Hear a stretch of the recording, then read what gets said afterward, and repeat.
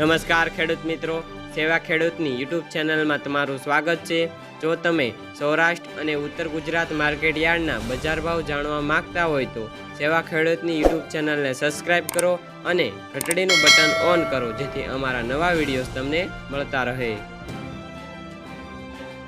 તો આજે તારીખ 24/5/2024 ને વાર શુક્રવારના રોજ તળાજા માર્કેટ યાર્ડના તાજા બજાર ભાવ વિશેની માહિતી મેળવશું।